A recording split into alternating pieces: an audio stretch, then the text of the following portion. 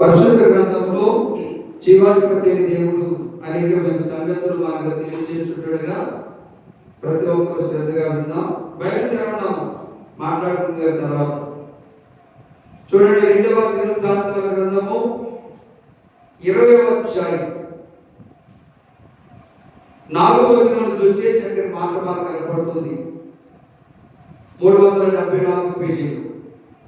యోదావారు యెహోవా వలన సహాయమును వేడుకొనుటకై కూడుకుని యెహోవా యొద్ద విచారించుటకు యోదా పట్టణములన్నిటిలో నుండి జనులు వచ్చిరి.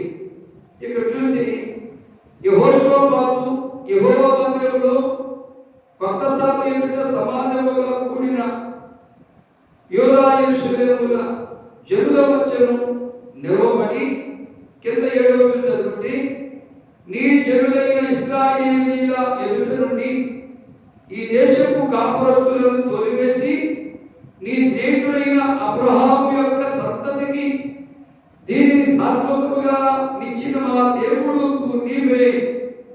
వారందులో నివాసం చేసి కీడైనను యుద్ధమైనను తీర్పైనను తెగులైనను కరువైనను మా మీదకి వచ్చినప్పుడు మేము ఈ మందిరము ఎదుటను నీ ఎదుటను నిలబడి మా శ్రమలో నీకు వరపెట్టిన ఎడల నీ ఆలకించి మమ్మల్ని రక్షించుదవని అనుకొని ఇచ్చట నీ నామ ఘనత కొరకు ఈ పరిశుద్ధ స్థలమును కట్టించిరి. నీ పేరు పెట్టి నీ పేరు ఈ మందిరములకు పెట్టబడదు కదా. చాలు. ఇక్కడ చదువుకునే లేఖన భాగంలో చూస్తే యెహోషాపాతు యూదా ప్రజలకు రాజుగా ఉన్నప్పుడు వారి మీదకి మోయాబీయులు అమ్మోనీయులు కొంతమంది ప్రజలు శత్రువులుగా యుద్ధానికి వచ్చారు. అప్పుడు ఏమి చేయాలో తెలియని స్థితిలో ఉన్నప్పుడు యెహోవా సహాయమును వేడుకొనుటకై కూడుకున్నారు ఒక చోట. ఇంతకుముందు ఒక గంట క్రితం బీభత్సమైన వర్షం, బీభత్సమైనటువంటి చీకటి, ప్రార్థన ఎలా జరిగిందా అని ఆలోచన. అదే సమయానికి ఇక్కడ రామారావు గారు ఎలక్ట్రీషియన్ అతను ఇంకొక కొంచెం తడిసిపోయారు బాగా. నేను మా గురించి ప్రార్థన చేసినప్పుడు ఆ ప్రార్థనకు ఆటంకంగా ఉంటున్నటువంటి ఈ వర్షాన్ని స్వాధీనించుకోవాలని ప్రార్థన చేయడం జరిగింది. రెండవది, కరెంటు కూడా ఆటంకంగా ఉంది.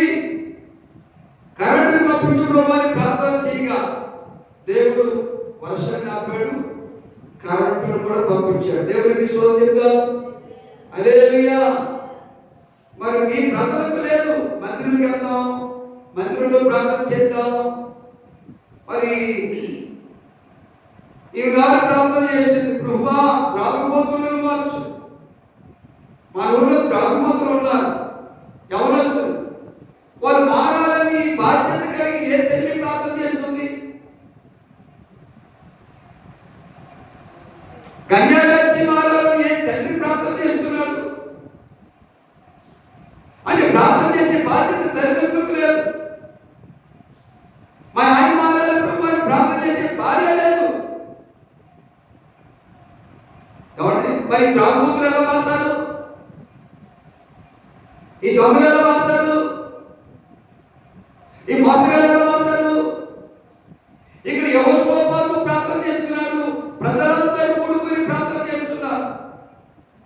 నీ స్నేహితుడైన అబ్రహాము సంతతికి ఈ స్థలం ఇస్తానన్నావు, ఈ దేశం ఇస్తానన్నావు.